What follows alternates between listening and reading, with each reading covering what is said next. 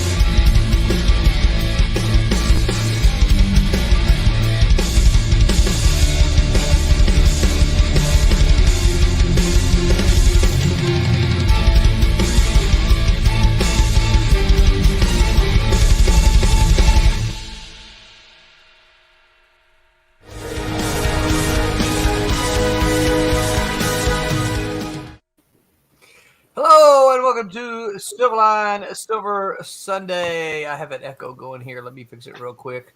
I'm your host, I'm Rolling Man. Today is April the 21st, and I can't believe it's already in almost over with April. I can't tell if we're having problems on Facebook or not. Yeah, they were having problems last Wednesday. Yeah, I know, and I haven't been able to find it. It looks like Mike has posted something, but that looks like the YouTube link. Yeah, I got off YouTube. I couldn't do it off Facebook. Well, and there are Facebook users here, so but it's just a Facebook user, so I don't know. I don't know what that is. So hello, you Facebook people. Thank you for tuning in. So I am joined this week by Mike W. Belcher, that man in the mask guy. Say hi, Mike. Howdy, howdy, howdy. Mike will be leading us a little bit tonight. So you guys, Mike's the con guy, so he's got it all figured out. Going to give us what's what. Right next to Mike, we've got Mr. Thomas Formonti, master of nothing. Nope. Say hi, Tommy. I refuse to know anything anymore. Anymore? I'm playing it by ear from now on. And we also have, thank you, Pops. Pops says it's playing in the madness, so it is we're there. It is on Facebook. YouTube is working. Okay, but it must not be on the Silverline page, so I don't know what's going on. That's where it's Silverline Comics. That's where I see us. On Facebook on Silverline Comics? Yeah, I'm wearing my Mickey Mouse shirt. I see it, yeah. I see you, yeah. We are also joined by Mr. Roberta Conroy, who has no title this time. We'll fix that. Oh, you can fix it. I'll fix that. What do you I'll want to give you say? a title. I'm going to give you. Roll Here a we wheel. go. Here we go. If I can spell correctly. Yes. We're all watching. Tails, semi. I know. Here we go. Colorist Supreme. Oh, there. Hey. Good one. That's what I Thank would you. have chosen. Well done. And Roberta, are we gonna get to see you color some tonight? Oh, sure. I'll put some Oh, food. excellent. And of course, last but not least, Mr. Tom Mason at San Diego Comic-Con rules. It does. Hi, everybody. It does rule. It is an awesome con. It has changed a bunch over the years. I am glad that I got to go in the 90s when I feel, and I realize I'm biased, I feel that was the highlight of the show. At least the highlight of the time. Couple of bits of news before we get on. Let me see, how can I find this here? Don't forget, where did my screen go? Oh, here we go. Don't forget, we have still got a R.A. Jones's White Devil crowdfunding. There's still a week to go. It has made, you can see this, we've got $941. It has made, but you guys, look, there is still artwork to be chosen. You can still get this, look at this splash page right here. That's probably, look at it, page 1. Nice splash by Jackson Rennick. I think Mike Keeney is I can't read the credits are too small. But there's a whole bunch of other stuff here. Lots of interior pages that you can get. Just cool stuff for you art collectors, art fans. So get on over there. Be sure you've got 7 days to do that. Also, I'm going to try to get out this week. Our printer, I got these on Friday. So I can now ship. Look at this. Ooh, pretty. You actually got almost all of them on Wednesday. Well, that's true, but I couldn't ship them because I didn't have them all. So no, because somebody messed up. And this has the actual interiors. This is not the. I had a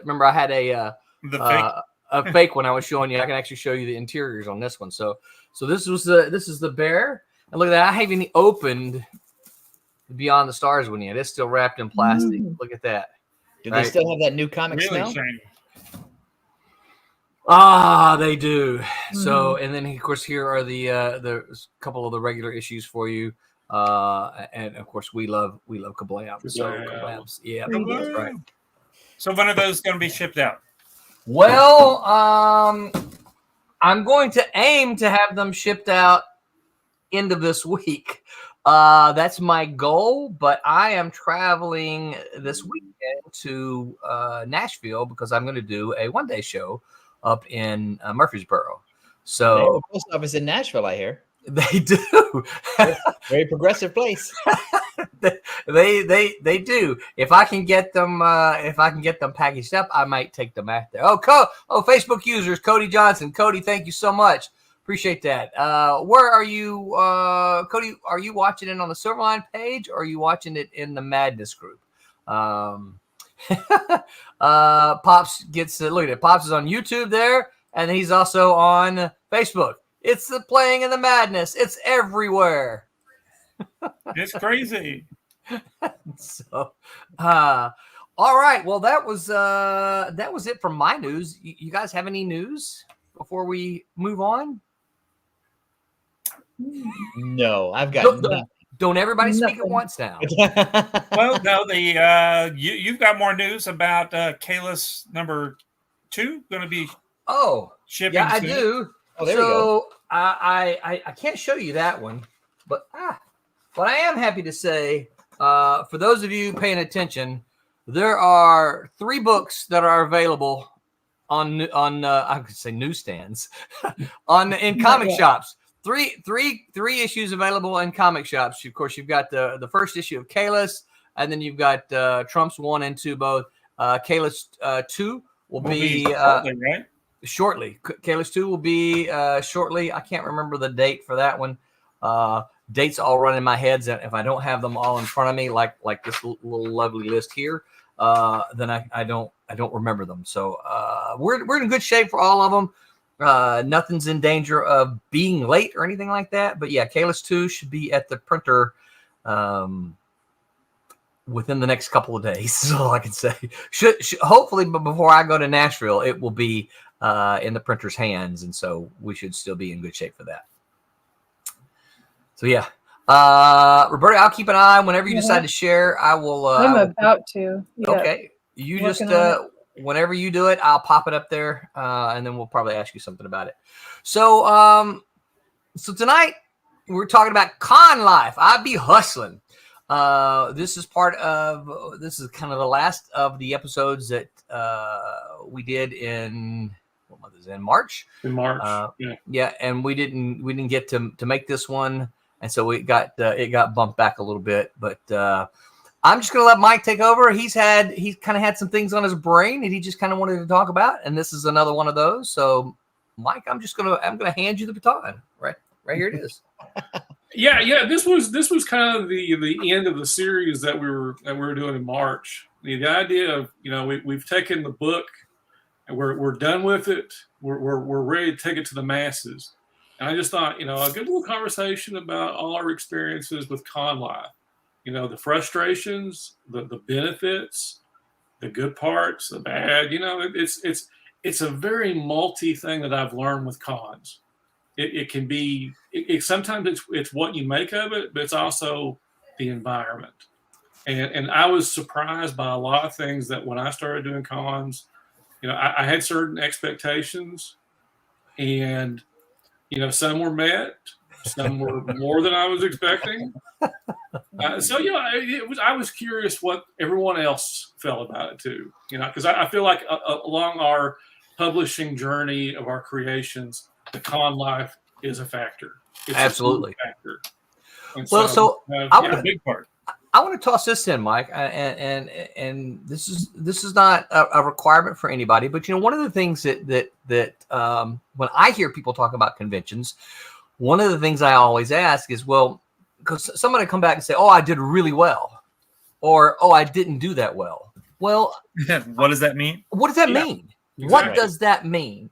Because I have different definitions of well for different shows, right? Not every show is equal. So I'm actually gonna when it becomes my turn, I think I'm gonna toss out some real numbers. And of course, I don't have access to any of them right now, but I'm gonna give kind of approximates. Because I don't hear that. I hear creators go and say, "Oh, I did this show and I sold lots of books." What does that mean? Yeah.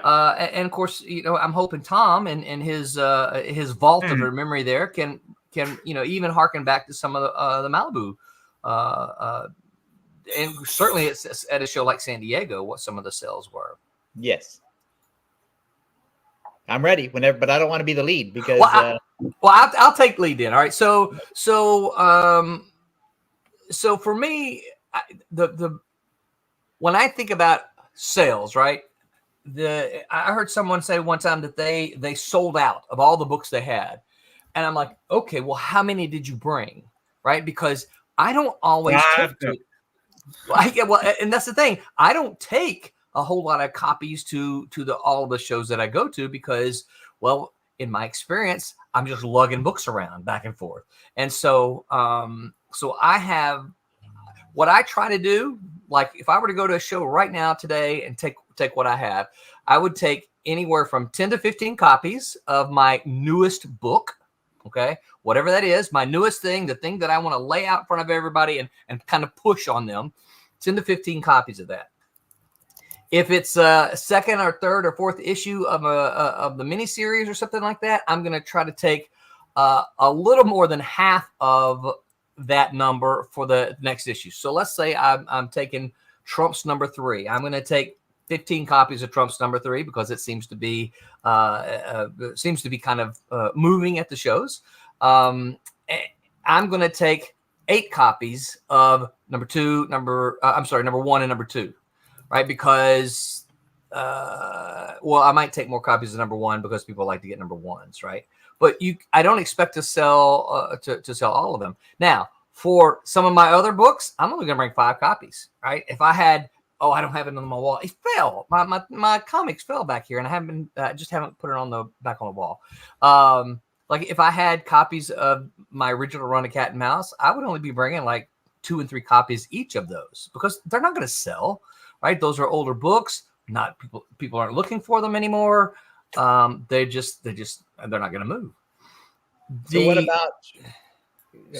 what about stuff like what about trades or what about original art or what about the tchotchkes?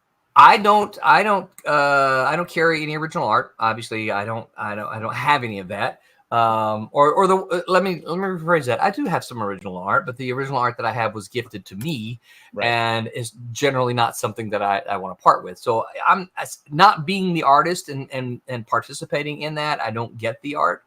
So I don't bring any of that. But the trades, I will take trades, but I will only take about 5 copies of each of the trades as well. So what about, do you take it? So it's,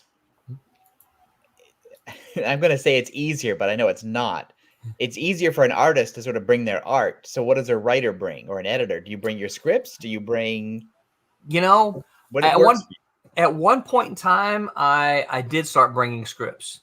I found that people flip through them more than anything, and they're like, "Oh, this is kind of neat. Oh, that's cool." I think I carried scripts for about 3 years, and I think I sold maybe 4.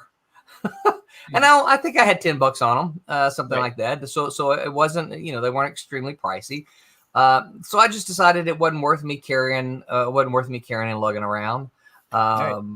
Which today is kind of nice because we get to use those as stretch goals for our. Hey, look, if we can hit this fund, everyone gets a digital copy of this script. So that comes in real handy. I will say this: the most comics I have ever sold and this is as far as I can remember, all the way back to 1988.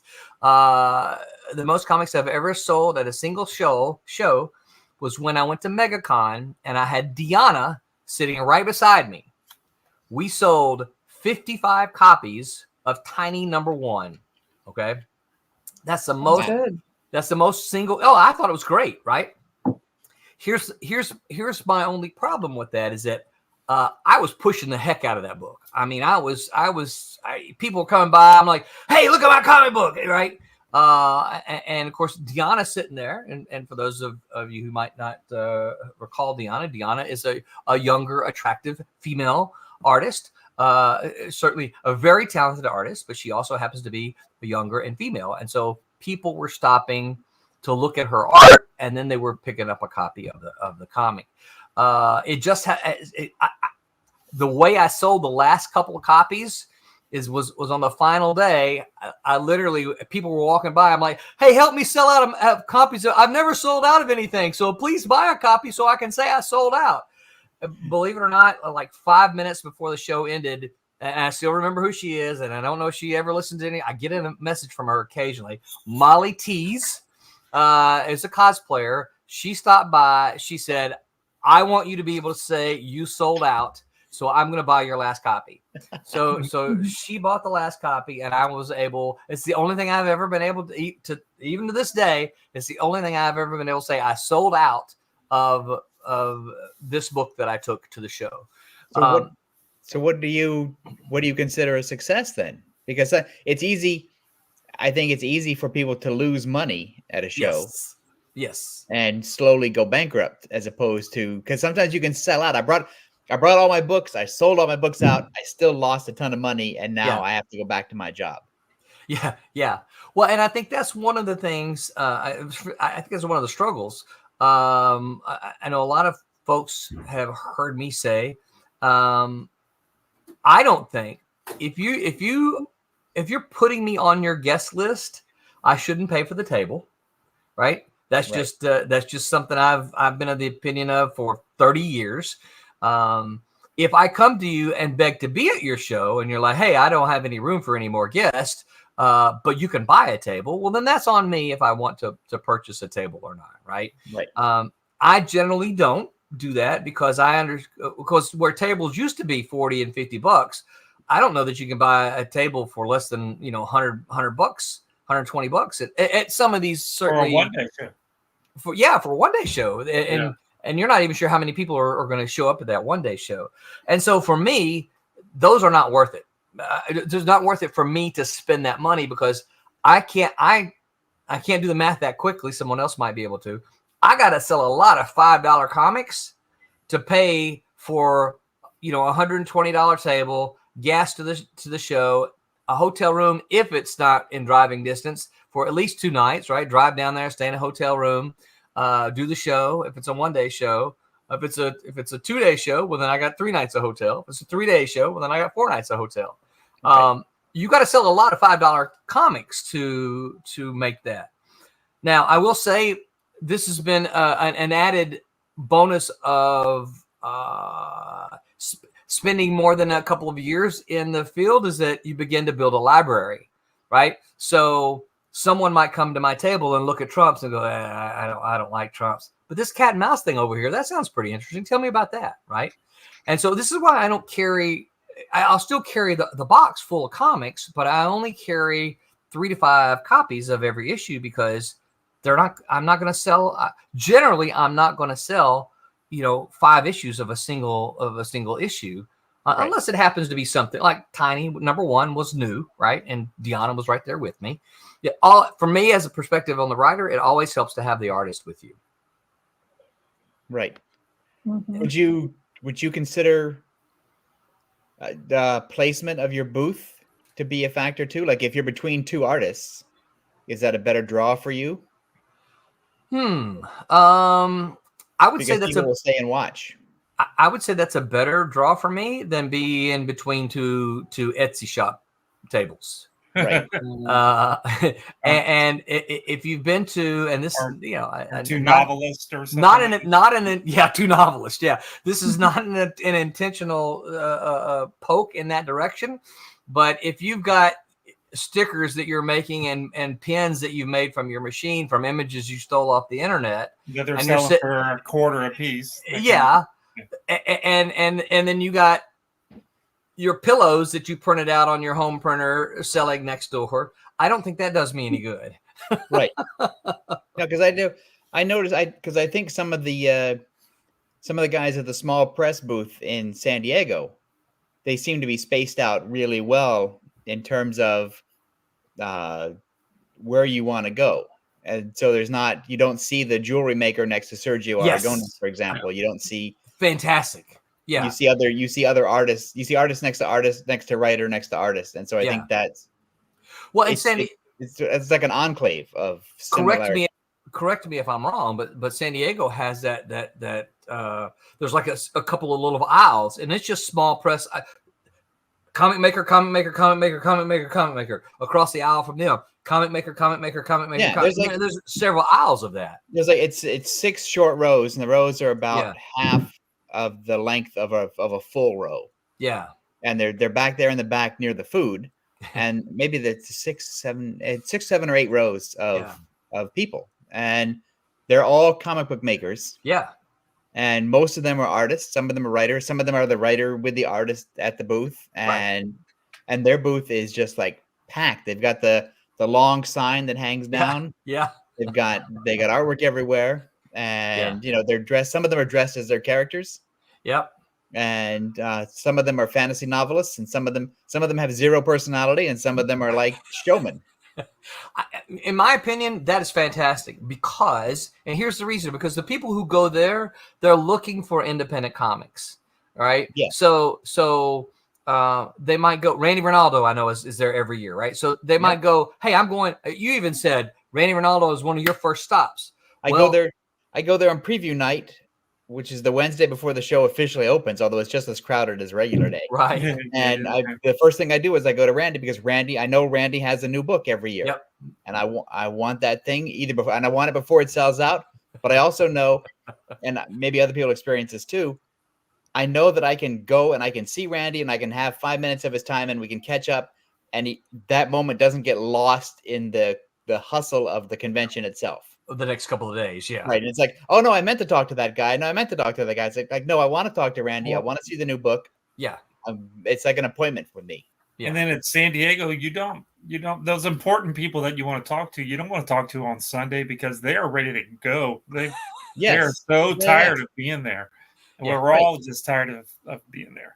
And also, you don't really have a chance to talk to somebody during the show for a long period of time unless you have lunch or dinner with them. Yeah. So there's the way I arrange it is there's the check-in where it's like people I see all the time. I just want to check in, make sure everything's cool, see what their new thing is working on, and see what any show gossip they've heard because I'm that person. And then there's people that I want to have lunch with so we can have a longer catch up. And then there's people I want to have dinner with so that we don't have to worry about who we're talking about. Right. And so, yeah. But see, I think it works for so when you go to see Randy, and I don't know your routine, but when you go to see Randy, you are there with other independent comic book makers. If it was your desire to find others, all you got to do is just walk down that aisle or walk around the next aisle, and there are more people there who are making comic books as well. Yeah, because there's Andrew Peapoy who's there. Mm-hmm. He always has something new out, and he's always got a ton of Archie covers that he's done. And there's this guy named I think it's Rick Bryan who always has new stuff out. And there's like 20 people that I could I could chat with and never see the rest of the con that evening. Right. Yeah. Yeah. And if they're mixed in with all the trinket sellers, you might miss them. Right, because I don't. Yeah. I mean, God bless those people, but I don't have any interest in that stuff. And so, right. And so, if you're sandwiched between two jewelry makers and a holistic healer, chances are I'm going to miss you. Yeah. Right. Yeah. Yeah. I wish more. I wish more convention organizers would be more cognizant of that idea, that fact. Yeah. Yes, I know, Mike. The Mike did it. It was great. Also because I've been around a long time, people know me to a certain extent, and I might be at one person's booth and somebody will yell, "Hey, Tom!"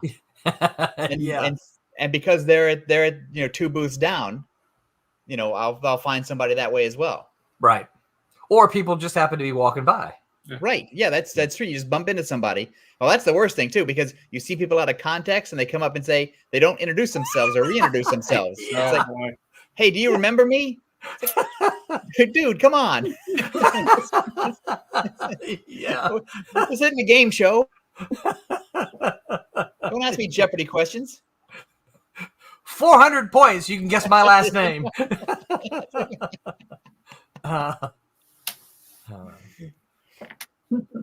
So go ahead. Go ahead. No, you go ahead. I'm done. No, I was just gonna say. So for me, if I generally look for the offer.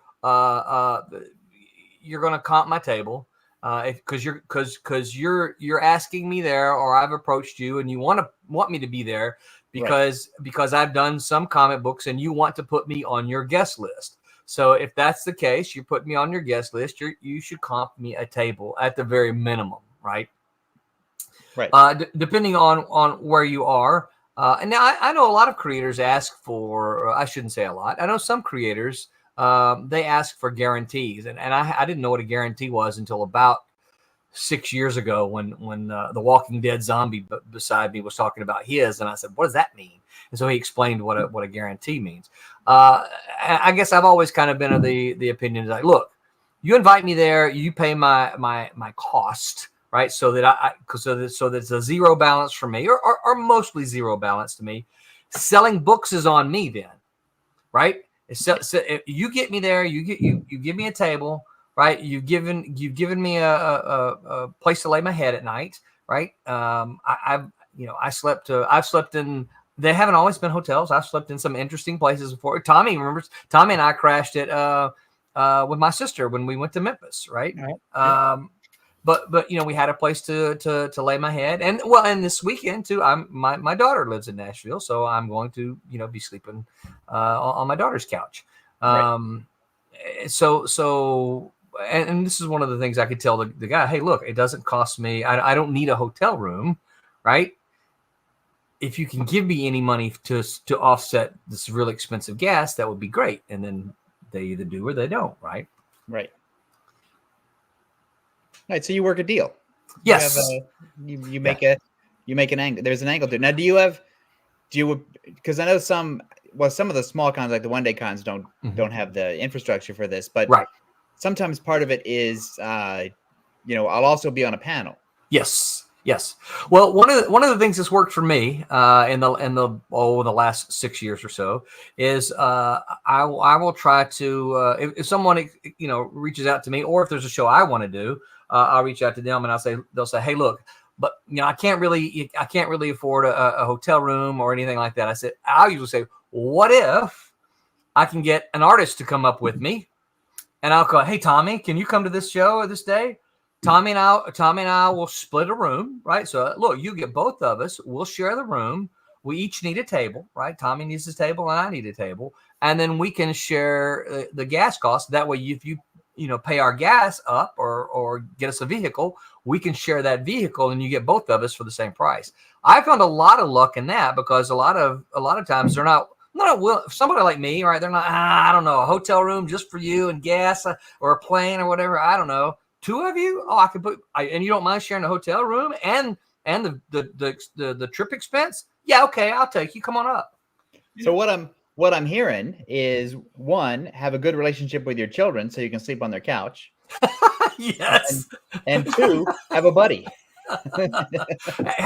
Look, having a con buddy, a travel buddy, absolutely. I have found that to be invaluable in the last. I traveled with Jeff Whiting for a couple of years before Jeff decided to get out of comics, right. And then and the last couple of years I've been mostly traveling with Tommy.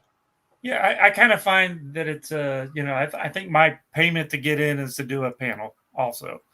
I think that's part of the If they want me to do a panel, and not all shows have panels. No, some aren't set up to do them, but if you're going to give me a room and some gas money, then of course I'm going to do a panel or two. I'll be happy to. Yeah. Because also another good barter is the portfolio review.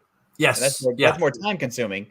Yeah, but you can always find there's always 10 people at the show who want to show you their art. Right. Yeah, we did that for Daytona, I think, a couple of years ago, and I think we only got like 3 or 4 portfolios coming up to us. So it's a win-win. Yeah. Well, and see, so I'm doing a show in Kansas City in October this year, I think. I don't have all the final details, or I would tell you all that. But they're getting me out there. They're putting me in a hotel room the night before and the night after.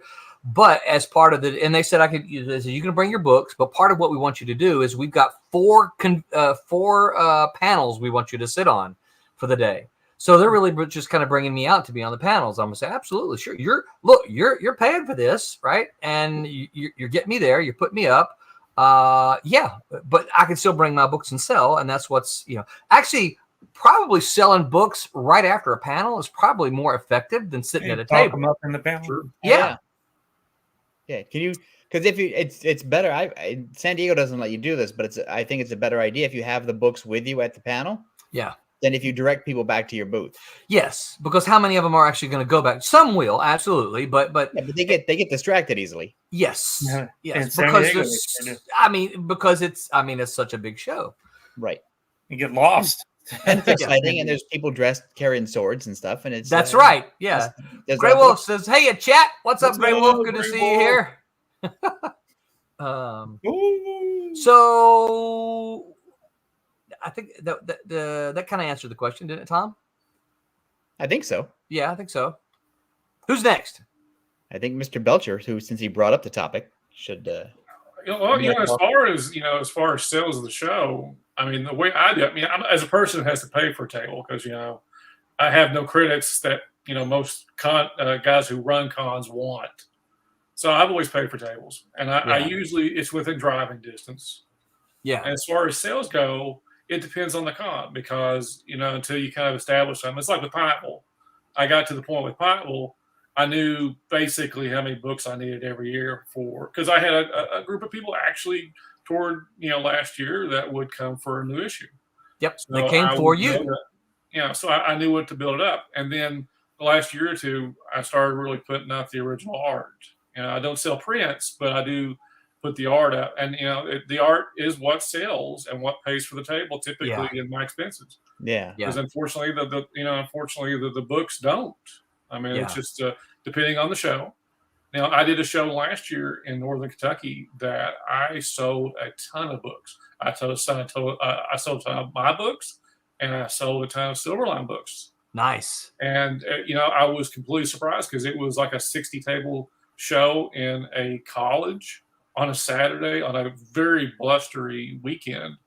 And if you had looked at the attendance, you wouldn't have thought that many people were buying.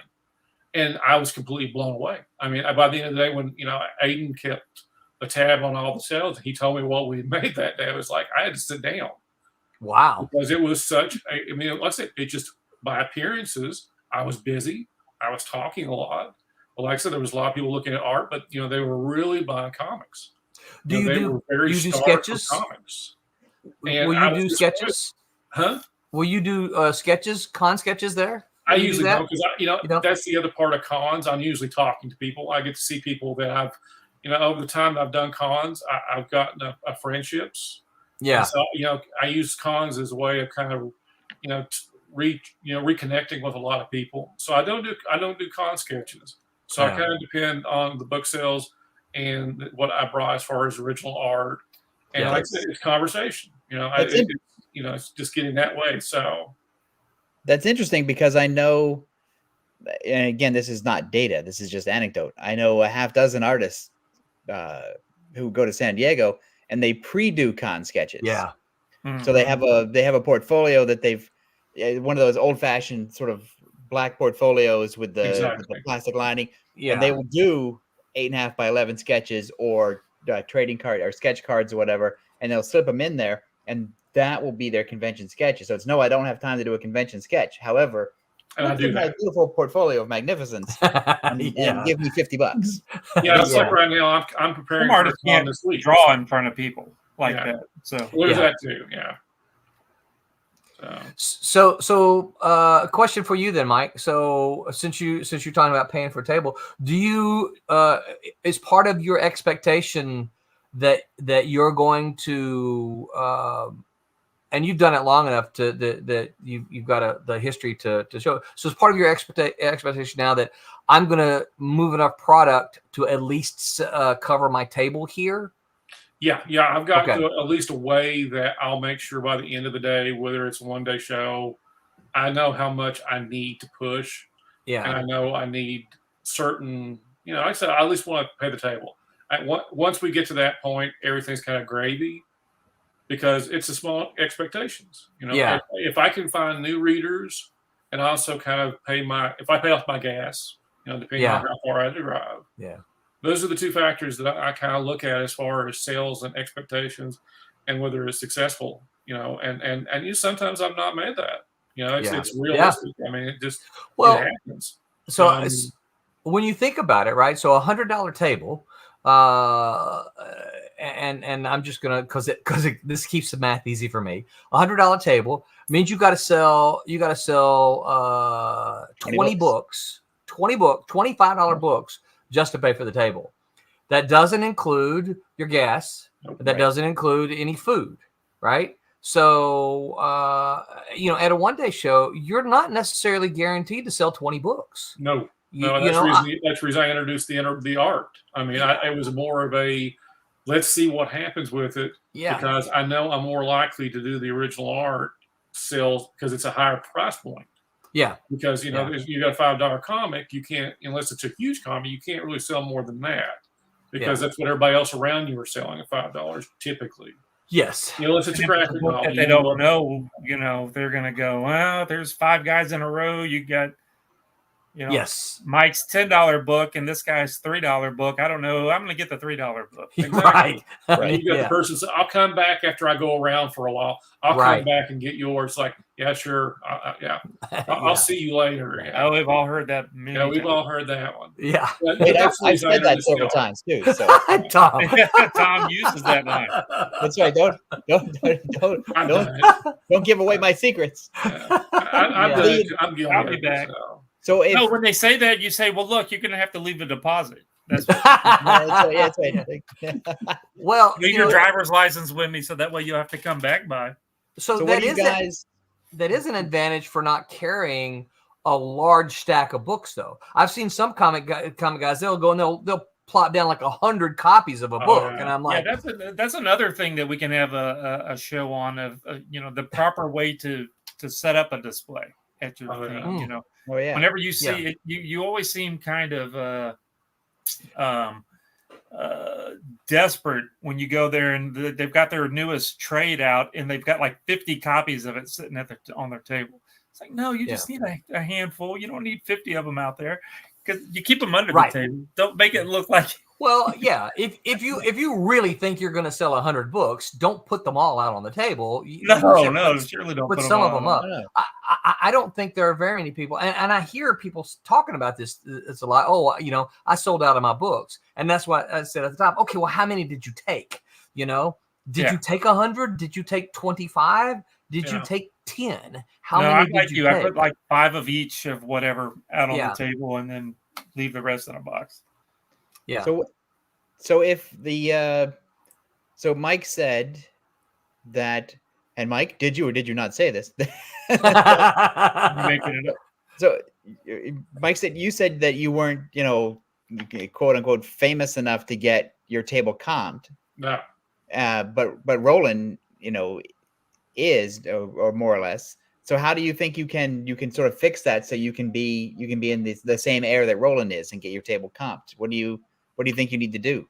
Well, I think it's one of those things where I've also seen guys that table enough that have paid for their tables. I've seen local cons comp them table because they've been customers for so long. Yeah. So I've been told that also by con guys that put cons together. It's like, well, you there a couple of years, you'll get known in the area. It's like the guys who run this when there's one in this area. Who knows? I might get a con invite for them or to have a table there. I don't know, but it's a matter of how well are you known for each con. Well, right. you become a draw, even though that you're not maybe a big name person, but you become a draw. People are going to come see what you got your book last year. They're going to come back next year to see what. Yeah, because I think. Well, do you have like a newsletter where you keep people informed about where you're going to be appearing? He does. Yeah, that's right. I'm subscribed. So I actually think too, some of it, and we can talk about if this is antiquated or not, but I honestly think some of it is, do you have product in the catalog? Because there's still a lot of, again, right or wrong, there's still a lot of people who make those judgments about, are you in the catalog? And I won't call out his name, but there's a show in the Southeast that I really like to do because I'd never done it. I reached out to the guy several years ago, and he said, oh yeah, I'm familiar with you. I enjoyed your work. He goes, how long has it been since you've been in the catalog? And I said, well, probably 2001 was the last time. His exact words were, get in the catalog, and then reach out to me again. But doesn't that also sound like a way to put you off? It does. It does, and it may very well have been. I don't know, but I do think that there's enough people that kind of have that mentality of, if you're not in the catalog, you're not real. And we know that's not true. All right. We don't like those people, do we? No. No. A couple comments here real quick. Rob Brown, what's up, Reb? Says you can make some decent dough doing shows. I use underhand tactics and set the tables up to direct the crowd to my table. So like a funnel. In the aisle, so they have to walk around them. Yeah. That's a good idea. Yeah. We got some folks that'll stand out in front of their table. Which is also a good thing. It depends on who you are and if you can talk and if you got something good to sell. Well, I've also seen people who set up their table more like a booth where you walk in as opposed to standing in front. Yeah. So, do you think that was Tom? Having done a whole lot of shows, do you think that way has any real benefit of sales? I don't know if it has a benefit of sales. It gets me to walk in. Okay. because if assuming that I'm interested in the stuff. Yeah, if you got something. And so because it's a way to sort of turn out of the aisle. Yeah. And sort of go in and see the stuff. And usually like if you see 30 people and they're all just sitting behind a table, that sort of looks tired visually. Yeah. But if you see the artist or the writer and they're standing and it looks kind of like a store and you walk into the space, it's more appealing to me. Even if it's an art, just your typical artist alley space, you gotta make it look a little different. Yeah. Yeah. Because there's a certain sameness to everybody's booth. Yeah. Because there's only so much you can do in that confined space with what you have. And also there's the personality of the seller. Yeah. Right. And I know that there are some people who sit behind their booth and they're writing or they're like this or they're whatever. Yeah. Head down. All you see is that. Not engaged. And I think, well, that's great if I was visiting your studio. Right. But I'm not. I'm visiting your store. You gotta keep that your radar going all the time. You gotta recognize when somebody walks by, and then even if you're doing art or whatever, talk to them. You're selling in that kind of environment, just hoping that somebody finds you and then is interested and then pays is not. You have to be ready to engage people, and for a lot of introverts, that's the hard part to do. Hard for a lot of folks. Engage, I think, is the key word in this whole thing, and I think this is where a lot of creators fail, and is to fail to engage. And I think there's a balance between friendly engagement and being pushy. Right. Yeah. I don't want to be pushed, but I don't mind being engaged. Hey, and I think you're engaged. You got to be just a 1 or 2% obnoxious. Just a little enough to go. Hey, how you doing? Come check this out. But that's not obnoxious. But as soon as they stick their nose up, then you go, okay, you have to go from that. That's engagement. That's not obnoxious, though. That's right. Well, no, it's a little bit. You're stopping them as they're walking by. I don't want to hear somebody just go, "Hey, kid, come over here." Get over here. I got some candy for you. That's obnoxious to me. But if I'm attracted to the stuff that's on your table and I'm picking it up, I want to hear what you have to say. Yeah. And not necessarily. I don't want necessarily for you to sell me on it. Like, don't talk to me like a late night TV ad. I'm not buying vitamins or whatever. Just talk to me about, because the stuff I'm interested in, I want to talk about tell me about the story. Tell me about the, And if you act in the next 10 minutes. I'll give you 2 copies. Don't do that. And don't also go so deep into the backstory that it feels like school. Gosh. Oh, because I don't care about that. I'll know in 30 seconds if I want to buy it. Well, of course, I know Tom knows this term well. The elevator pitch. That's right. Give me your elevator pitch. Yeah. Interest me that quickly. Yeah, it needs to be a good one, a good quick one. Yes. Don't be a drunk at the bar who just rambles on. Yeah. Don't. Yeah. Rob says, "Yep, engage. I once walked around a show to see who would engage me enough to get me to their table. Nada." Oops. What show is that? Yeah. No names here. Well, you have to kind of get in between. You have to figure out the in-between space of Carnival Barker and Buddy. Yes. That's where you have to figure out. You have to get in between there somewhere. You know, you have to engage them enough to bring them to you, but not run them off. Yeah. Are you that geeky guy, or are you overbearing? Or, like I said, you got to find that little spot in between Carnival Barker and their buddy. Yeah. So, and you have to pay attention to the specific you gotta be able to read person as well. Oh, yeah. I mean, if they come up and they're wearing an Avengers t-shirt, I can immediately say, "Man, I love that t-shirt. My favorite issue is Avengers, number 142 with the, not Stanley, Englehart and and see if, they may just be wearing the shirt. Yeah. But this might be a way to engage. I know Tommy's heard all of my pitches, because we traveled so much together. Ninjas. Yeah, listen, I'm telling you that in itself is one of the that because of the way the pitch ends, almost always gets a smile out of them after they've heard the Yeah, pitch. they love it. I'm tired of hearing it, but they love You're it. tired of hearing it, yeah. Yeah, but I'm sure you're tired of hearing my stupid pitches. We gotta come up with some new ones. When I sat behind the booth, and I would say to somebody, "Hey, that's a nice Avengers shirt," or whatever. That's whatever. I didn't immediately switch into sales mode. Right. Where like I did genuinely like the shirt. Yeah, right. And I wanted, and it was just a way to open up the conversation. Yes. And then if they were interested and the conversation sort of built for a few seconds, yes, then we could talk about what I wanted to sell them. But I wasn't like, "Hey, that's a nice shirt. Let me sell you some stuff." Well, let me sell you something just like get it. them to stop, right? So Yeah. that's the way to do it. Because the thing is that I think we're all interested in repeat business. Yes. Yeah. And we're all interested in building an audience. We're not interested in just making a quick sale. It's not like monorail, where we're just trying to sell the one thing and move on to the next town. We're hand selling and we're audience building. Yes. And You nobody gotta wants to realize be that if you're trying to sell something and they're just not into it, you need to let them go. Yeah, that's true. Yeah. Don't. Yeah. I mean, Yeah, we've all walked by tables and you could see in your face like, I'm not interested in that. And you're like, trying to get as fast as possible. That's not something. Hey, read the room. No means no. And Right. so, Right. Don't make eye contact. let it go.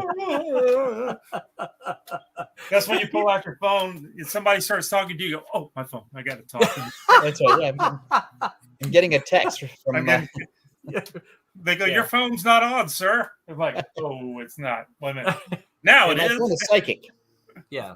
I'm gonna get a call. I gotta go get this. So I'm going to get a call. I have found, you talked about comics earlier. I have found that there is a growing clientele today who aren't interested in the floppies and are only interested in the trades. Yeah. A true story. I had if I go to the show, if I find my comics in the back issue, in the cheap boxes, I will buy them, right? And then what I do is I put sets together. So I had a set of Cray 1 through 5, the complete story, right? Right. And I had them laid out because I still had a couple of them, but I had also just printed the trade paperback. I collected them and right the same issues, right, in the trade paperback. And I'm sitting there talking to this guy, and he's like, "Oh man, I love Barbarians," and so he was flipping through it. He goes, "Oh, this looks great. This looks great." And so we had the conversation there. He's like, "I don't really read comics, though." He goes, "I'm more of a graphic novel guy," and I'm like, "Well, Dude. I just so happen to have this." And he looked at it. He goes, "Oh, this is great. I'll take it." I'm like, "It's the same thing." Yeah. No, it's not. One's a fat comic. One's like a book. That guy, it's not. So I do believe Not to there's. him. Yeah, and of course, that's part of our model. We're many to trade, but I just think there are some people who won't buy the floppies because for whatever reason, I don't know the reason, but they won't buy them, but they will buy those trades. I know the reason. What's the reason? What's the reason? I think the reason is because they're casual readers. They don't have a place to put a comic book, but they do have a place to put a graphic novel. On the bookshelf. Yeah. So it's a bookshelf. I was going to say I thought you were going to say it's because they didn't think the whole thing would come out. Kind of. Oh, right. Yeah. Yes. Also, they might not like the fact that you get issues 1 and 2, but it's a 4-part because you got 4-part story, and then right. These Right. never going to come out Right. with 3 and 4. Yeah. Well, and I don't know where to find it. And that's the other thing too. That's There's it. no How do you get near them? me, so Yeah. I'm not going to find the other issues. it's like I've never seen you in my life, and I'm just now seeing you, and I'm interested in this thing. If I never see you again in my life, how am I going to get the rest of the How am I going story? to get this? Right. Yeah. I don't want to go on a quest. Right. Rob says it's more than just getting a table and product. You got to sell it. That's right. Yeah. All right, get ready for this question. I'm not sure we have time to do it again. Agent, oh no, you're he's asking. back. Oh no. So Agent Cub says, "So you think Marvel will ever sell Malibu?" And then he says, "Sorry, I just got here." Should I speak faster? Give him the Tom's gonna buy it. Cliff Notes version. So here's the thing: Marvel doesn't own Malibu, Disney does, right? Because Disney owns Marvel. That's true now. And Disney is not in the business of acquiring things and then selling them off. And Disney would never let their characters be sold to another company, because if they get sold to another company and become even more successful, then Disney looks bad for having sold it. Dang that Tom, he is so smart. God. But also there is nobody who would buy it. Not this long. The price that Disney would ask for to sell Malibu would be so beyond comprehension that there is, how many companies could buy it? 5 in the world? You mean based off today's monies, or what it would be if they could buy it for what you sold it for? Well, if they could buy it for the 15 million, so in today's money, what is that? 25 million. Who's got 25 million who could make a go of it? Yeah, that would make Nobody. it. Yeah. Well, and the other thing is, you have to look at, if you had 25 million, is your 25, and that's just to get the rights, right? That's just to own it. That's not to produce anything.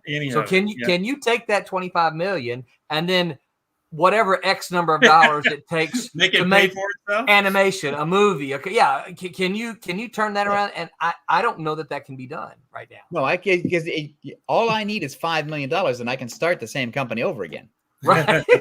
And so I don't need to buy a company with what are essentially now older characters that nobody remembers in the bigger picture of things. Yeah. I'd much rather create new stuff, and I could do that less expensively, and I could do it with even some of the same people. Yeah, some of them. Yeah. Some of them. And unfortunately, as you said, they're old characters, most of which can be found in the dollar boxes. Yeah. Yeah. And that's the other thing too, is there isn't really a market.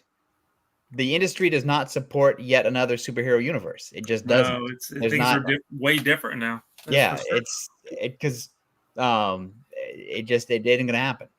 Valiant was a valiant effort at third position, and they failed twice. Yeah. And Dark Horses failed doing that, and Malibu didn't do it. Others haven't either. There's no spot in the market for it. The market's too small. Yeah. It's a fun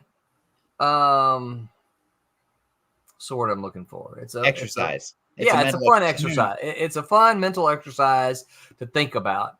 But it ain't gonna ever happen. Also, if somebody gave me the $4 or $5 million, there's so many new creators out now, and so many new ideas, and so much new thinking going on, and so much of the way the world works that's different from the way it did 30 years ago. I'd much rather create a whole bunch of new stuff with new people, and just, because there's stuff that people have, they're creators that didn't exist back then. Yep. There's ideas that didn't exist back then. There are a bunch of technologies that didn't exist back then. I would love to take advantage of all of that. Yeah. And by take advantage, I don't mean screw over. I mean utilize. Utilize. And so I think it would be exciting to start something new from the ground up. Yeah.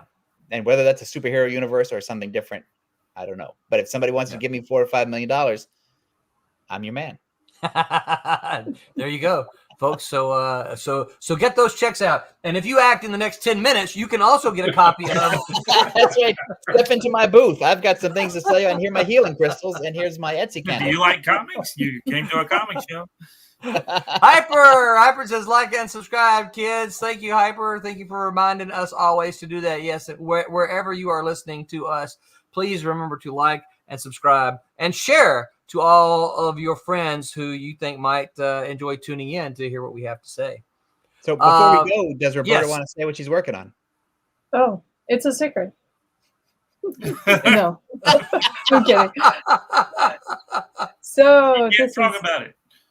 This is the Silverline Team Up champion number two. Which, if all goes well, we're still working on it. I don't know what's going on with that. We should hopefully be crowdfunding this one in a couple of weeks. We should start it. So fingers crossed. we're still building it. Wait till you see that cover I did. Ooh, what a tease! Oh, wait a minute. What happened there? Oh, she left. No. Oh, there she is. I didn't leave.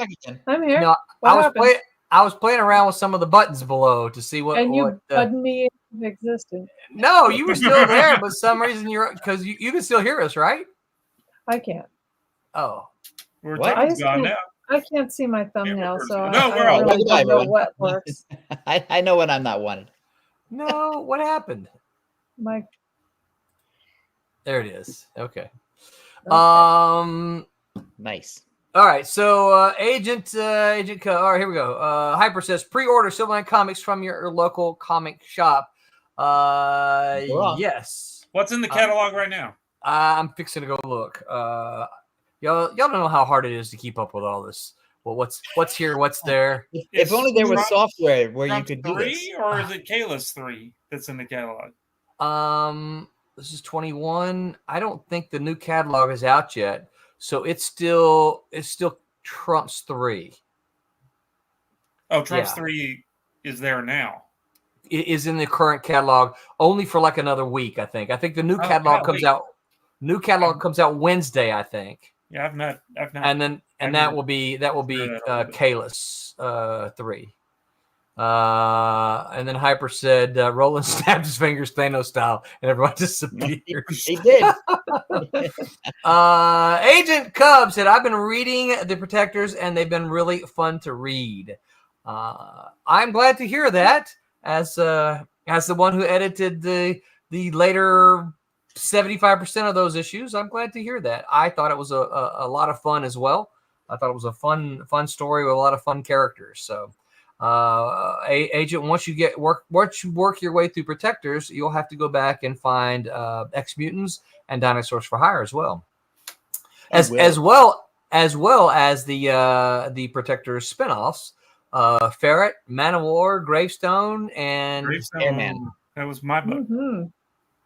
Airman was our best-selling newsstand title, by the way. You lie. No, it had a sell-through of like 30%. You lie. I do. Really? Not. I remember that fondly. Really? Yeah. I would not have guessed that, Tom. Yeah, Airman. I don't know what it was. I don't know if we got in different outlets or we got on. There was something about the title or the placement or whatever, but it was our best sell-through title on the newsstand. Wow. We're probably about to get kicked off of the Madness channels. Before we go, can I say something about conventions? Yeah. We're not quite done here. So if you're listening to us on the Madness channel and Pops, if you kick us off, It's fine. We still love you. But if you want to hear the rest of us, jump over to the Silverline channel to hear. I want Tom to talk about his book that he's working on. I would that, but I also we haven't got to the quiz about some of the Malibu sales yet. And realizing this was in the 90s, but I want to hear some of that as well. So at conventions, I look for things like this. Oh, wait. Where are you here? Oh, wow. Look at that. That's cool. Kirby Greatness. It's inked by D. Bruce Berry, who is not necessarily Kirby's best inker. Wow. Look at that chart. That's a good beautiful condition book. $1. No way. Yeah. No way. WonderCon dollar bins. I go there. I go there on the last day, and I go to the dollar bin, and I just because you never know what you're going to find. Nope. Yeah. And I don't have the previous issue. I don't have the next issue, but I want that one.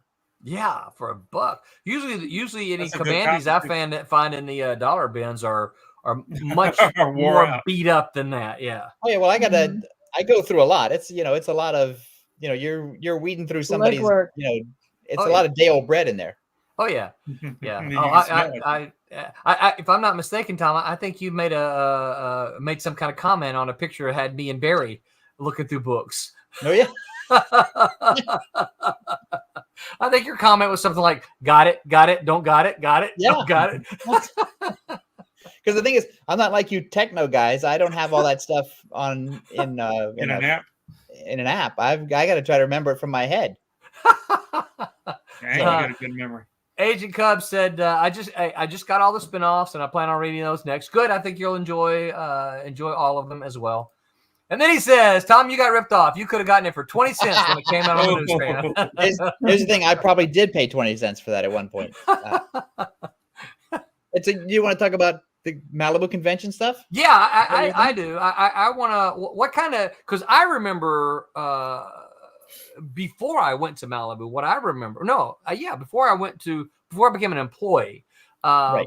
one of my first San Diego's out there, Malibu had an entire island. Yes. Split exactly in half. One half was for promotions, which is where I got to sit by Joe Kubert and sign autographs, which I've told the story before. But then on the other side was all the back issues of comics. A retail store. Yeah. So now there was a lot of comics back there because Malibu had a huge backstock. Yeah. So what kind of, I guess I have sort of a twofold question. What kind of bulk sales are we talking about? Something like that. But then look at more individually. What would you expect the average one issue of a thing to sell? So here's the thing. We didn't care. Okay. Because that was at that point, because of the already volume. paid for print run. Yeah. Yeah. So what we cared about was the quantity. So the volume of the whole thing. So, and again, we're talking about 92, 91, Yes. 92. So that's a whole different world. And Malibu wasn't like you guys who are basically owner operators. Right. Malibu was sort of a machine. Yes. And had a fairly large staff at that time, easily probably 30 or 35 employees in 91. And so the idea was that we still wanted to make a big enough presence at the San Diego Comic-Con, but we also didn't want to be out a ton of money. Yeah. So how can you turn that expense into either a break even or a net gain? And so then that we came up with the idea of splitting the booth in half and having the fun stuff with the curators and the signings and the meet and greets in the front. And then the back would be the sort of low rent discount retail store. Where everything was still in long boxes. Right. And so it was basically what we had in the warehouse that we had a lot of. And we try to put it in alphabetical order, and we try to make signs for you that. Tried to target who was going to be signing on the other side, because I remember doing one show where I didn't bring any books, and I was at your thing, and I was like, well, this is weird, but there's my book. This is kind of strange. Where are these people getting these books from? Right. So I must be real popular. People are bringing books from the house, and you find out that you guys are selling them for $1 a piece behind me. Well, we sold them for cover price. Well, actually, because some of them were $1.95 and some were $2.95. We just round up to the nearest dollar because nobody wanted to make a nickel change. Right. And the idea was that the retail sales would have to pay for the booth and the hotels. Wow. And so for the 3 years that we did it, and also the thinking was that we've been to San Diego before. There weren't retailers selling our books. Right. And we couldn't convince them to sell our books because they have limited space, and they're going to put Dark Knight and Watchmen and all the other stuff for sale. They're not going to put our stuff out there, and we're not going to be able to convince them. So we're going to sell. And if anybody gets mad at us, we're just going to deal with it as it comes. And so we would do the Malibu way. Yeah, well, it's because Scott ingrained in us that we can do anything we want as long as it breaks even. So if you have a crazy promotional idea, part 2 of that is how can we not lose money on that? Right. So we all want to go to San Diego. How can we not lose money on that?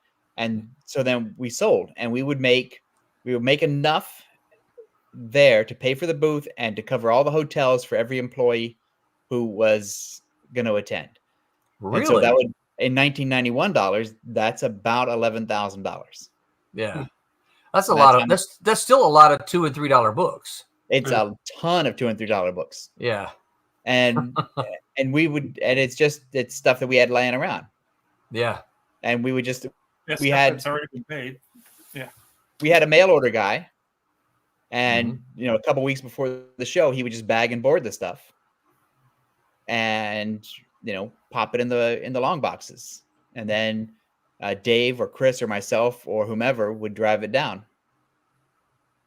and then we'd set it up. Yeah. I know that's as an independent comic maker, that is one of the problems that I don't know if anybody's ever heard me tell the story, but I used to order comics from Malibu. I used to, not a lot, but you'd say, hey, yeah, if you want more comics than your comps, here's what, and I think I remember what it was, but I can't recall exactly. But it was a good deal. It was a deeply discounted deal. But what happened to me is the first couple of issues of Cat and Mouse, I got invited to go down to New Orleans show, and I went down there, and I didn't have anything. I went down there thinking, oh, here I go, I'm going to be a guest at a show, and I sat at my table, and I sat and I watched everybody for the whole weekend. No one had my books, right? Yeah. I didn't have any to sell because I didn't think that's what I had to do. I thought I was, I'm the writer coming down to sign autographs, right? And nobody had my book. So I said, okay, well, I don't want that to happen again. And so I'm like, I need to get me some copies of books that I can then take to shows and sell. Yeah. And that's how I got started, because nobody had my book. R.A. Jones was the same way. He would do a lot of Midwest shows, and he would call us up like a couple weeks before the show and say, listen, I'm going to be doing a show. I got to get some stuff. Yeah. And because the thing is that with the stuff we sold in San Diego, if you check your old contract, Roland, you'll see that we pay you for 200 copies. Yes. That we're going to sell and not keep track of. Right. I recall that. So we prepaid you for the stuff that we're going to sell retail, because there's no way we were going to sell 200 copies of Cat and Mouse at San Diego. It just we can't prove that, but it just didn't make any sense that we would ever have any. We wouldn't have anything that would sell 200. Would be kind of crazy to try to do it. Yeah, if there was, then somebody would alert us and saying, I can't believe it. All the other stuff sold like 5 or 10 copies, but this one thing sold 200 copies. Yeah. Then we'd have to try to figure out what the heck was going on. Yeah. Well, you did have that with the one book, right? Uncensored Mouse. Oh, the Uncensored Mouse. Well, that was Uh-oh. that was crazy because everybody wanted that one. Yeah. Here's the thing. I went to after I left Malibu, and I was pitching to Disney. I got invited to pitch to a TV show to Disney, and the Disney executive he asked Chris and I where we were from. And I said, well, we worked at Malibu Comics, and he goes, damn, I wish I'd gotten me a copy of that Uncensored Mouse you guys did. And I said, dude, I got one. And so no way. After the meeting was over, I went back to the office and I slid him a copy. That's great. He still didn't hire me. Still didn't take my show. But, Come on. You should have said. I'll slip you one if I get the contract. Yeah, I mean, I'm not a hardcore guy like that. You can have one. No. I'll give you one on the second interview. How about that? Right. Next time, when I come back and you say yes, then right. Yeah. Hyper says, Tom, I have the same inventory system. Starting to think I need a hardware update, though. Yeah, well, so apparently the Overstreet guys have an app that's easy to stick on your phone, where you can sort of track the stuff that you need or want. Yeah, I forget which one. As a comic shop, you mean? No, as a fan. As a fan. That way, I don't have to keep buying the same issue of Commandy. Yeah. Also, there's something called CBZ or something like that. That's the one I use. Yeah, people keep telling me I need to get that. I don't. I have the same thing. It'll even scan barcodes, and you don't even have to punch in the book. It's really good. Here's my problem, because I do use the same inventory as Tom and apparently Hyper. I've ended up with about 3 or 4 copies of many of the first 20 issues of Elementals. Well, yeah, I got like six copies of American Flag 8. What am I going to do with it? Because the thing is, Because you love it. I don't know if your brain works like this. What mine does. It's like I don't know, and I don't. If it's $1, I can't pass it up because if I get home and I realize I passed it up, I'm going to be mad at myself. Yes. So I'd rather happily have 6 copies of the same issue than miss it. Well, and I've also found that one of the things that I have started doing in recent years is that I'm like you. If it's $1, I can't pass it up for $1, right? And if I find, I've already got this, I wonder who might like my extra copy. I bet Tommy would like my extra copy, and then I'll give it to Tommy, or I'll send it to Mike, or I'll send it to you. I'll send Roberta. I've sent I sent Roberta a novel not too long ago. What did I send you, Roberta? Yeah, you did. Yeah, that was a. It was a Heinlein book, wasn't it? Niven. No, yeah, Larry Niven. Yeah, Niven. Boop. Yeah. I would love a superhero that had the power to park a car. That's my Larry Niven story. Oh my goodness. Yeah. Mike, anything else that you can think of that we didn't cover? No, I think we were covering a lot of stuff. So, a lot of stuff that we're interested in. I mean, like Tommy, Tommy does sketches at cons. How does that kind of work out for him? I go to the shows, and you can ask Roland because we do a bunch of. I mean, there's some show. I mean, I've gone to plenty of shows that I didn't make nothing. Yeah. For me, it depends on what my goal is. Like right now, I'm trying to save money for a new bike. Right. So I am whatever money I'm making, I'm banking, I'm putting in a sock, basically. I'm trying to, but sometimes, I'm just going, if I'm having a good time, that's all I care for. That's all I care about. I just want to have a good time. So if I sell a bunch of stuff, then fabulous. If I don't, I'm not too upset. I kind of figure this show's going to cost me $300 to go. If I don't make anything, well, I put that $300. I'm paying to have a good time for $300. It's But right now it's kind of a little different. I'm trying to make money for something, but yeah. And I think if I was going to give like we were talking this conversation, if I was going to give an up and coming artist a recommendation or a suggestion or tips or whatever, I would say to remember that not every show is going to be great, and not every show is going to be bad. Yeah. You might do one show a month for 3 months in a row, and that first one might be great, and you might make I sold everything that I brought, right? And then the next show you're like, I didn't sell enough to buy a Snickers bar. Yeah, and it also it's the position that you're in. If you have to, I mean, if you're spending rent money on the show and you have to make that rent money back, then maybe you shouldn't go to the show. Yeah. Exactly.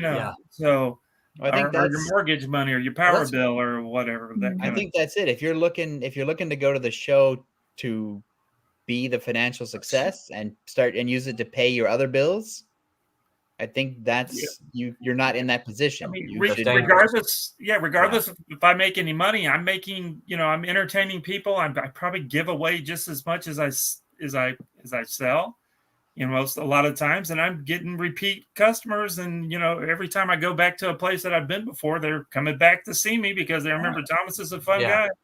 Yeah. And so it's always that after sell. I'm always just kind of working for later. I may not make the money right then, but I'm going to make it at some point. You've got that new Tommy smell. I'm telling you. Yeah. So the hell, I was going to interrupt you on something. So where do you see what's a good? Because every show is different, and a regional show in one place is not like the regional show in another place. What's a good show? What's a good consistent show? If somebody was listening and they wanted to go to a show and set up to sell their comic, where would you recommend? Because I would not recommend San Diego. I'd not recommend the New York show. I'd No, recommend they're smaller too regional shows. expensive to go Yeah. to if Yeah. you're a beginner folks guy. I mean, luckily, you know, and it's this thing here in Florida. There's like a show every other weekend, sometimes. Right? Yeah. And I mean, one day shows just all over the place. Yeah. It's kind of crazy down here. It wasn't like that in Mississippi. You were a little more, you know, picky. But down here, there's just shows all the time. And sometimes Roland and I are like, golly, I can't go to the show that's in the next county over. It's just going to be the same people I just saw. That's Right. Yeah. Yeah. You know, Yeah. I already sold the stuff and it's not fair to the people putting on the show. It's like we got a show that we do we call it the mall con. Yeah. You know, and he does it 2-3 times a year, and it's like, well, I just go once a year. Go in June. Yeah, because you know, I think it's kind of it's not worth it to him to give me a free table spot that could be given to somebody that hasn't been there before. That'd be better to get somebody new in there. He'd make some more money, you know. So Right. Yeah. You know, usually if I sell a page or two, you know, that's a couple $100 and sell some books. I usually sell my Little Nan So-So trade. That's $20-$30 with a sketch in it. That's a couple $100. So I usually do fairly good, or I do nothing. It's the way it works for me. But I'm still having a good time. I'm just having fun. So Go ahead. But so Tommy, who buys the little girl trade?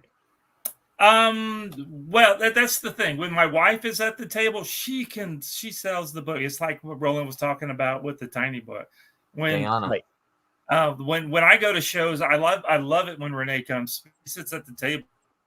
You know, she just everybody sees a female at the table, and they just flock over to. But when they see me sitting there, and then I've got all this kind of cool little cartoony stuff, they're like, "What's wrong with that guy? Why is that wrong?" So it's kind of sometimes it's kind of hard to do my more kid hero-y kind of stuff. You should hire some local person to sit next to you and pretend to be, you know. Yeah, we tried to do that one time actually.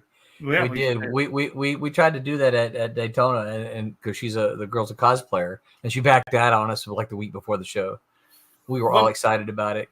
But to answer your question, my kid hero books, because I've got 3 main books going on. I've got the little Mystery Girls book, which is more of a Scooby-Doo kind of thing, and then I've got Zomboy, which is just superhero. It's just kids. Right. You know, kitty, you know, kid type. And then I've got the Little Nan So-So stuff, which is more female oriented. So I've got something for everybody. So, you know, so I sell to grown men. I sell to little kids. I got a big How about you, Mike? Who are you selling to? You know, typically the guys that are my age, guys that miss the type of comics that we read in the 80s and the 90s that I kind of pattern Man the Mask towards. You know, that's typically, sure, you know, it's an all ages book and I would love, but I unfortunately, most of the people come to my table are pretty much my peers. I love it because we have a lot of shared experiences, and we certainly get off on enough tangents while they're buying the books. But you know, one of these days I would like to try to find a younger audience because, again, you know, that was the stuff I grew up on, and that was kind of my thinking of doing this book, was that somebody could give it to their son or their daughter or just a younger audience that would enjoy just a fun, you know, good guy, positive type story. So my age. If I was setting up a convention, then I would put Roland between the two of you. Mm-hmm. Roland's the writer, and you basically make a writer sandwich. So you put I would have Roberta sit with me, because then all the people would come over and buy stuff. Right. Hopefully watch me work. Which also, that would be the thing too, because watching Roberta color, I mean, that's an audience. That's something. Yes. Yeah. And Tommy, you know what Tommy will do sometimes, he's actually got a monitor that he'll take and set up on his table while he draws on his pad. which I think is brilliant because people will stop and look at that. Yep, watch me Well, draw. so that's another thing too that I don't know how this would work, but I would certainly want to try it. Would be if I was sketching on the iPad and I had the monitor there for people to see, I would invite people to come over and help me draw. Oh, that's interesting. Like I wouldn't finish that for me so I could go shop. No, it wouldn't be. It wouldn't be one of my. It wouldn't be a project that I was it wouldn't be one of the commissions. Well, no, I would set up a page. Yeah. And I would just invite some kid over, and I would just say, "Here you go. I want you to help me pick a color, or help me, hold the pen. Help me, just to help, just as a visual to help draw a crowd and pull them in." Because I could always do that Control Z and delete that. Yeah, that's right. Yeah. Well, and it's digital, right? So it's digital, so it doesn't. Yeah. But it would give the kids sort of a thrill, I think, to participate. Yeah, like all my Kid Hero books, I have I pull pages out of them to the black and white pages, and as kids go by, I go like, you like the color? And then they go, yeah. And then I pull, you can ask Roland, I'll pull out a big stack and throw it on top of the table. I don't hand it across to them in the aisle. I put it on my table so they have to walk up to the table. Right. And then I just say, pull 3 or 4 pages out of this. Take what you want. And then the parents would be like, oh, this is kind of neat. What's the book this came out of? Oh, it came out of this book. And then, boom, there's a $5 bill. Oops, I'm telling all. It would be. I know it's another piece of equipment, but if they had an iPad where they could pick a coloring page out and then print it from the printer at the table, the color right there. So anyway, it's food for thought.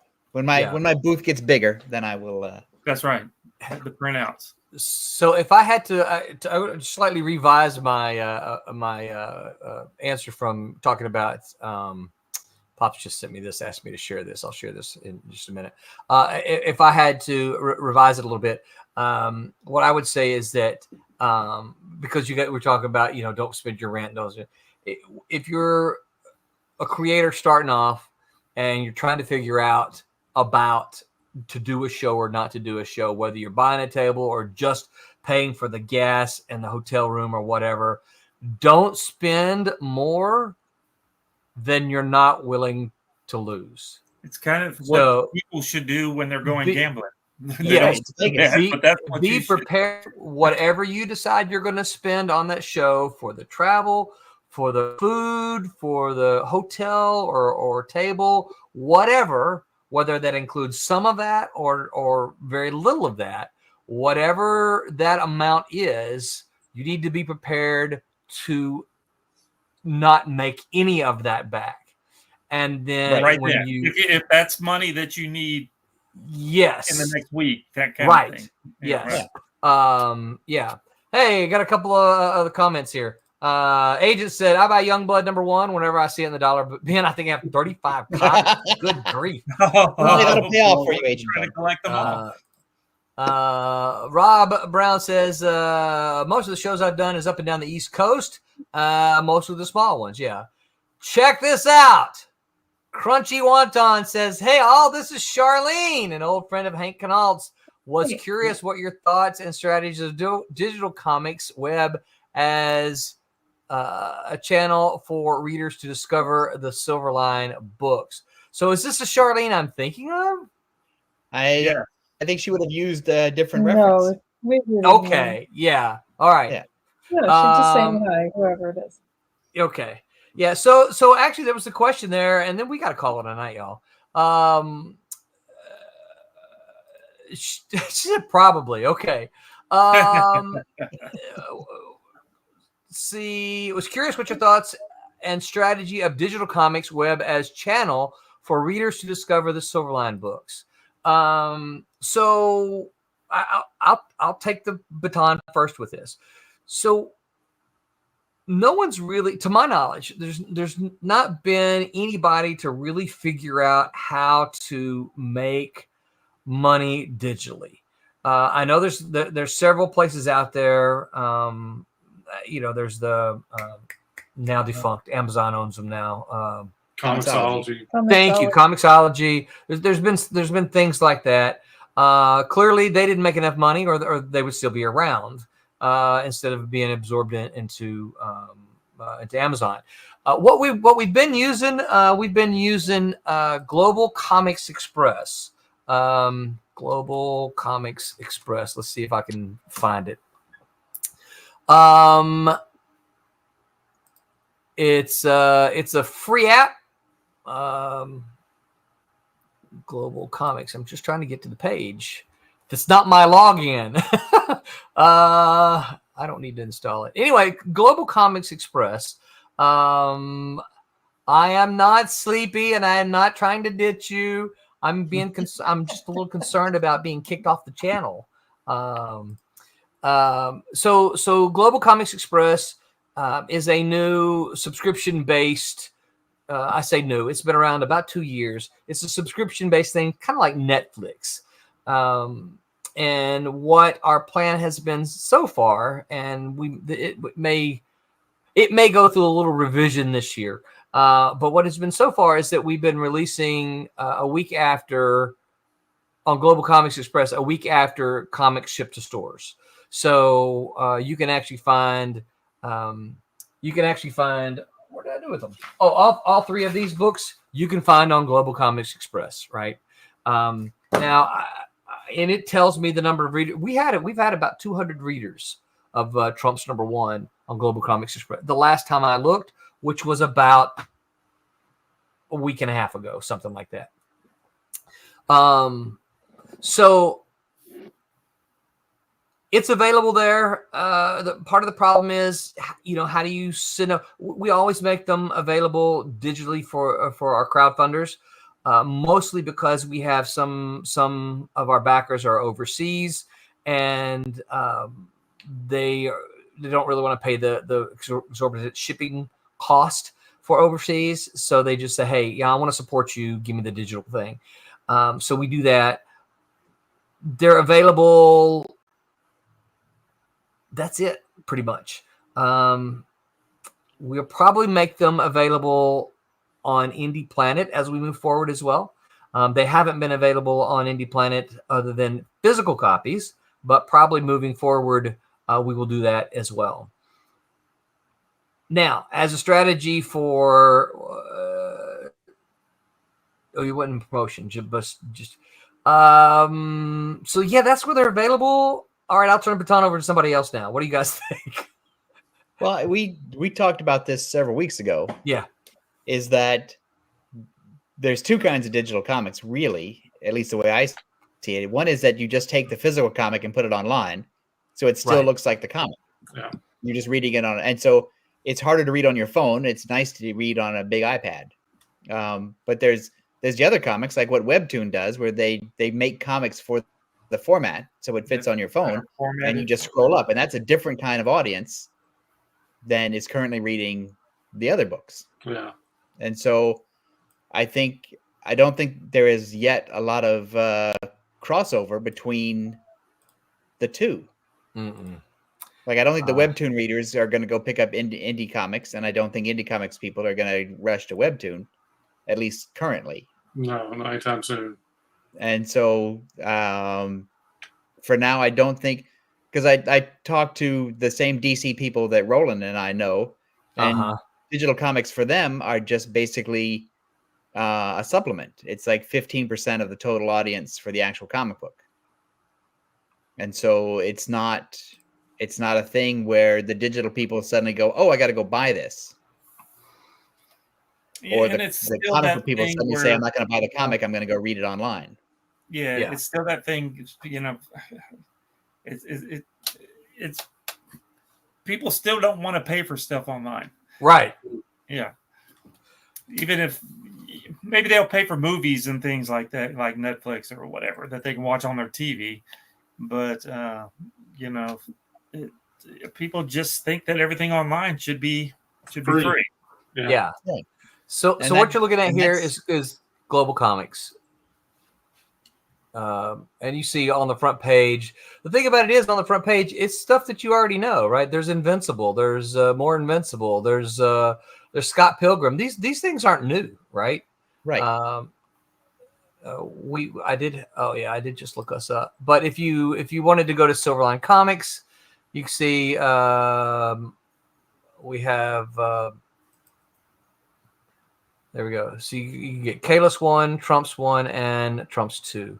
And that's look at that. See, so thing, Trump's 1 has 253 views. Yeah. Kalis 1 has 67 views.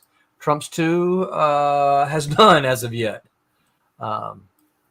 So that hopefully that's not because I've screwed up the settings somehow.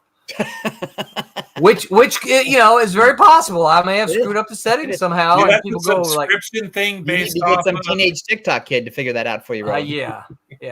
Is that a subscription deal where, like, say, we're going to make up a number, say it's $10 a month, and whatever they view, it gets divided by how many pages, and each page gets yes a cut of the subscription? Correct. Yeah.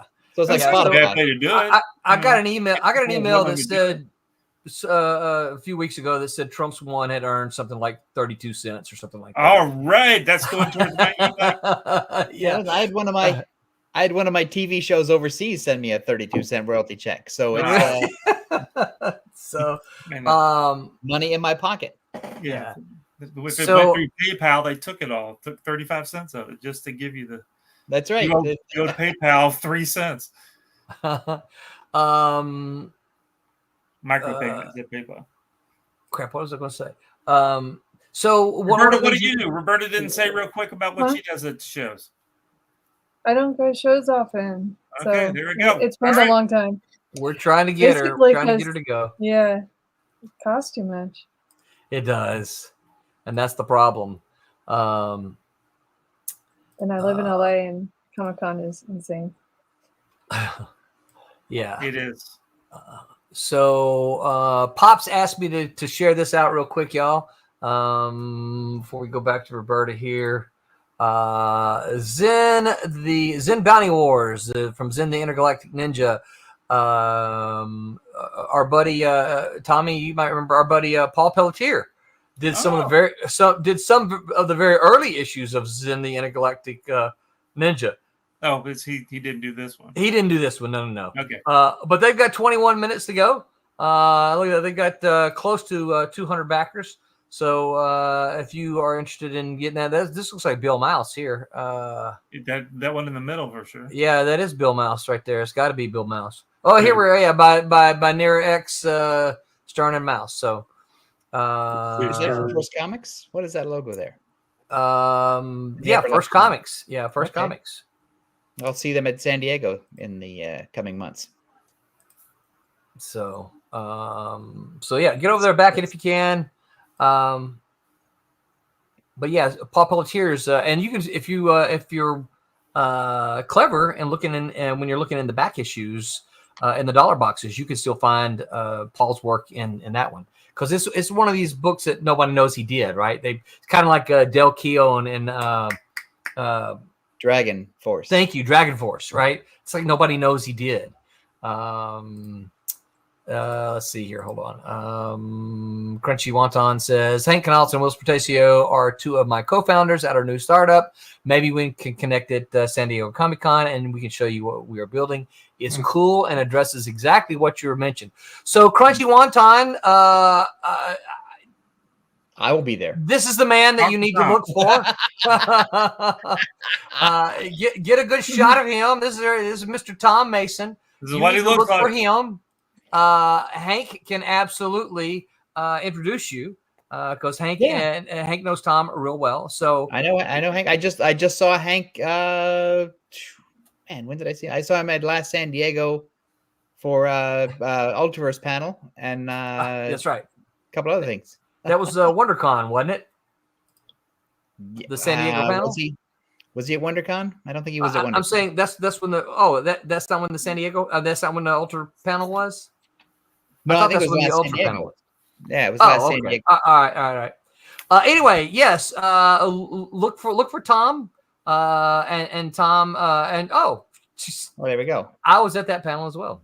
There we go. So, yeah, we would absolutely love to hear what you've got going on because as we frequently talk about on this show during the stream, is one of the problems that independent creators and publishers like us have is how do we find those people? We believe in our product, right? We believe in the stuff that we're doing, but part of it is like we're standing on top of a mountain yelling, "Hey!" and no one's hearing us, right? So, well, that's because everyone's on the mountain. everybody's on the There's a lot of people going, Yeah, there's a lot of people up there. It's a very noisy mountain. It's 200 crowded people there. up there screaming. No one has really found the breakthrough title yet. No. Mm. Yeah. And Well, that's the thing. I think if there was a breakthrough title, if there was like another Cerebus, if there was like another Teenage Mutant Ninja Turtles, if there was like another thing that could sort of open that floodgate for people, right. Yeah. then that would happen. But the industry's not built that way right now. I am still interested. I mentioned this. I can't remember. Did I mention this on the air or off the air? I'm still interested in sort of a Silverline app, right? And we talked about it off. Yeah, you need to poke him again. All right, I will poke him again. Yeah. So anyway, yeah, I think, and I've said this in my class a bunch. I think that because of digital, because there's so many question marks about digital, there's so many intangibles about digital that once that gets figured out, I believe that we'll see a revolution in comics. I do. I was going to try to see if I could show you how. I don't know what it'll let me see in Trumps here. Let's see if I can view Trumps, because I had to go through and work on this. I don't want to stop my cam. I want to try to do this. I had to work. It's kind of like the directed reading. Y'all know what that is, right? Mm-hmm. Mm-hmm. Yeah. Or it moves the panel, Don't the like it. camera moves around the page. Right. That makes me feel like I'm having a stroke. Yeah. Well, so I think you can choose not to do that. Let's see here. There we go. Yeah. Okay. Yes. One thing I learned in the first issue is I got to get the better digitals. So you see how we're looking around with the click. Okay. See, I'm really old school. Page. I like to see the whole page. Yeah. Yeah. So this is an option. I think that you can do it this way. Turn it off. I'm showing what's available. Mm-hmm. Don't confuse me. My brain. Unsee. Yeah. So so there is a certain amount of free pages that you can see for every book. And probably what we'll do, we talked about it, and we haven't come into any hard and fast conclusions, but probably once we get a couple of issues out, we'll make the first one free. Dangle that out there in front of them. Say, hey, come read this issue. Because digitally, right, it doesn't cost us anything. And our hope then would be you read this first issue for free, and then you'll go buy and buy half of issues the 2, 3, and 4. Half of the first issue. Yeah. Like I said, we still haven't come to any conclusions. So No, I think half the first issue and break at a cliffhanger. Yeah. There you go. Actually, I wouldn't say it's half the first issue. Don't even break it at a cliffhanger. Break at a spot where it's like, why did they stop there? I got to keep going. Yeah, that's where you want it. And if that's half the issue or a third of the issue or whatever, I don't think that's relevant. I think what's relevant is where the cliffhanger is. That's a good plan. So that's my 2 cents. Yeah, I think so too. Tommy all the Tommies in the Hawaiian shirts agree. Mm-hmm. Oh, that's right. I didn't notice Tommy has on a Hawaiian shirt. No, Somebody's coming around to my Mickey fashion Mouse sense. Let's go. Mickey. It's still a Hawaiian shirt, even though it's got Mickey. Yeah. It is. It's Mickey Goes Hawaiian. Yeah. All right, guys, we've been. My clock tells me we've been an hour and 43. Holy! Yes, well, I know. Mike picked a really good topic. Man, he did, right? And no, Hyper, I'm not sleepy. I'm not trying to ditch you. Although I didn't. I'm sleepy. I want to ditch you. I didn't get my nap in today. I will say that. Like and subscribe to Roland's Nap. That's right. So before we get out of here, on Tuesday, this crew from that Silverline show on Tuesday, everything you need to know to get started writing comics. Tim and Cassisi talk about the tips and tricks they wish they knew when they got started writing. Yeah, they needed to switch over from doing because they've been doing a lot of art stuff, and then Tim is just making up stuff. He's like, well, because he's trying to learn the color. Tim is over there. It's going to be frustrating to me to listen to sorry, that. I didn't help him. I should have. because they were both students of mine. Oh. So they're telling. They're probably going to get on there and say, "I wish I had known this," and I'm going to say, "I told you that." Oh, now you're going to sound like somebody's dad now, Roland. Oh. On You might say, Wednesday. I didn't tell y'all that. Where'd you come up with this crap? On Wednesdays, the Whammers titled "Gift Me." The Whammers identify which one character they would want to be gifted to them from the big two and what they would do with that character. Ooh. That's on Wednesday. That's 8 p.m. Eastern time. The Tuesday show is 11 p.m. Eastern time. It's for all of you out there on the West Coast. Next Sunday, I have no plan yet. So I don't. We will be here, but I don't know what we'll be discussing. Let's talk about Tom's Dollar Bin comic. As Roberta says, we'll thank you all for hanging with us and sticking with us. And until next week, remember to make mine Silverline. Hi, my name is Paul Kupperberg. Make mine Silverline.